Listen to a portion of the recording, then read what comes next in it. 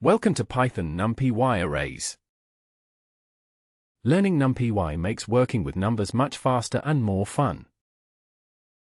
Arrays are like supercharged lists for calculations. NumPy helps you do math with big datasets, images, tables, and more. Let us begin our journey into arrays. Running the cell now. Try saying hello in the comments if you are brand new to NumPy. Do not forget to like this video to help others discover Python too. What is NumPy? NumPy stands for Numerical Python. It is a free library that is great at handling numbers and data. NumPy arrays let you do fast math, process data, and more. Running the cell now. What kind of data would you like to process faster with NumPy? We need to bring NumPy into our notebook before we can use its array tools. The hash symbol at the start makes a comment. This line imports the NumPy library. We call it NP to save time when typing. Running the cell now. Try running this cell. If you get an error, make sure NumPy is installed. Let us see how a normal Python list becomes a NumPy array. This comment helps us know what the code is doing. Here is a plain list of numbers. We pass the list into np.array to create a NumPy array. Printing my_array shows us the result. Running the cell now. Try making your own array with different numbers. NumPy arrays know their own shape. Shape tells us how many items and dimensions the array has. This comment explains we are using the shape attribute. This prints out the shape of our new array. Running the cell now. See if you can predict what the shape will be for your arrays. NumPy can make lots of common arrays for us without typing each value. This comment describes what we are doing. Creates an array of 5 zeros. Creates an array of 3 ones. Creates an array of 4 fives. Here we print all zeros.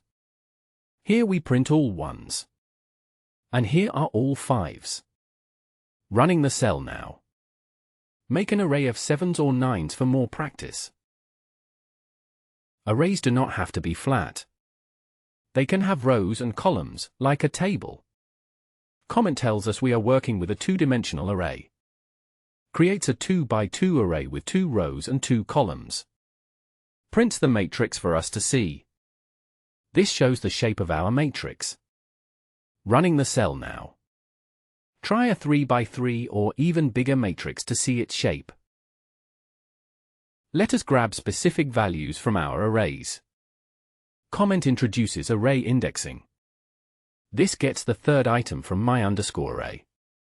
Remember, arrays start at 0. This gets the number at row 2, column 1 from matrix.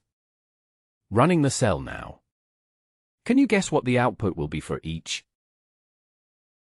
Let us get just part of an array using slicing. Here is a comment about slicing. This makes a new array from index 1 up to, but not including, index 3. We print out the result. Running the cell now. Try changing the numbers to slice a different section. What happens if we try to access too far in the array? Here, we warn with a comment. We use a try block to run code that might error. We ask for index 10, which is too far. If there is an error, this catches it. This prints a helpful message with the error details. Running the cell now. Practice. What type of error do you get if you use index -100? Updating values in arrays. You can change numbers in arrays just like lists. Try updating a value and see what happens. Running the cell now. Let us update a number in our array. This comment says we are changing the first item. We set the value at index 0 to 99. Now print the updated array to see the new value. Running the cell now. Try changing a different index to a number you choose. NumPy lets you change many values at once. This line reminds us we can update parts of an array. This changes index 1 and 2 at the same time. Let us see how the array looks now. Running the cell now. Try updating several values together in your own array. Removing items, arrays stay same size. In NumPy, arrays do not shrink or grow after you make them. Instead, you make a new array without the values you do not want. Running the cell now. Let us remove a value from an array. Notice it makes a new array each time. Comment introduces the np.delete function. This creates a new array with the value at index 2 removed. Prints the new array for us. This shows the original array is not changed. Running the cell now. What happens if you try to delete index 0 instead? You can add values to arrays using np.append. Remember, this makes a new array each time. This comment introduces np.append. We add 42 and 43. The result is a new bigger array. Print the bigger array so we can see. The original array does not change. Running the cell now. Can you make an array twice as big using np.append? NumPy makes it easy to get quick answers from your numbers. Comment introduces built-in math functions. This prints the sum of all values. This gives us the average, also called mean. This finds the smallest number in the array. And this gives us the largest. Running the cell now. Try calculating these values for your own array of numbers. With NumPy, adding arrays adds each value together. This is called element-wise math. Comment tells us we can use symbols for math. This creates a small array A. Makes another array B. Adds them together, matching positions. Multiplies each pair together, 2. Running the cell now. Try subtracting one array from another. What does the result look like? You can use a for loop to go through each value in an array. The for loop lets us work with every item one by one. This line starts the loop over my_array. Prints each value with some words. Running the cell now. Practice, try printing only the even values from my_array. NumPy arrays are often used with list comprehensions in basic Python. Comment, list comprehensions are one-liner ways to make new lists. This doubles every value from my_array. Prints the result. Running the cell now. Try using a list comprehension to add 5 to every value. A mask is like a filter for arrays. You can quickly pick out only certain values. This comment hints at how masks work. Makes a mask, which is just true or false for each value. Shows us the resulting list of true and false. Prints values from my_array where the mask is true. Running the cell now. Can you filter out only values less than 20? Sorting is easy with NumPy. This comment lets us know we are sorting an array. Here is an unsorted array of numbers. np.sort makes a sorted version. The original is not changed. Printing shows the sorted order. Running the cell now. Sort arrays in backwards order using sorted_array, ::-1. NumPy can put arrays together easily. This line says we are joining arrays. First tiny array. Second tiny array.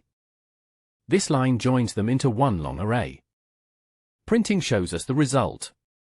Running the cell now. Practice, try combining 3 or more arrays. NumPy is great for real data, like weather stats. Comment introduces our real data. This array holds 1 year's worth of monthly temperatures. We print the average temperature of the year. Prints out the warmest value from the months. Shows all months where it is under 40 degrees. Running the cell now. What kind of daily, weekly, or monthly data do you have that you could use in a NumPy array? If you are learning a lot today, please subscribe and share this lesson with a friend. Let us make our own array from numbers typed by the user. We will start a mini project here. Ask the user for several numbers to type. Turns the entered text into real numbers. Makes a NumPy array from what the user gave us. Prints out the largest number. And also prints out the smallest number found. Running the cell now. Practice, try entering negative numbers or decimals for new results. Let us use NumPy to focus on just certain numbers. Comment tells us we are working with part 2 of the mini project. Makes a filtered array with only the positive numbers from nums_array. Checks if there is at least one positive. If so, prints out the average. If no positives, warns us nothing to average. Running the cell now. Try the mini project with all negative numbers to see if the warning message works. NumPy arrays can be smaller in memory if you set a data type. Use dtype to choose the right size for your project. This comment reminds us about data types. Here, we make an array with small integers to save memory. Printing the array shows it is normal. We print the data type to see its type, which saves space. Running the cell now. Try making float arrays or bigger integers and see what dtype gives back. If you mix types in one NumPy array, it will try to make all the values the same type. Comment about mixing numbers and strings. Here the array has both numbers and a string. Print shows us the result. Prints the data type. Notice it is now objects, not numbers. Running the cell now. Best practice, keep all items in a NumPy array the same type for best speed. NumPy can make ranges, like the Python range function, but even more powerful. This comment introduces arange.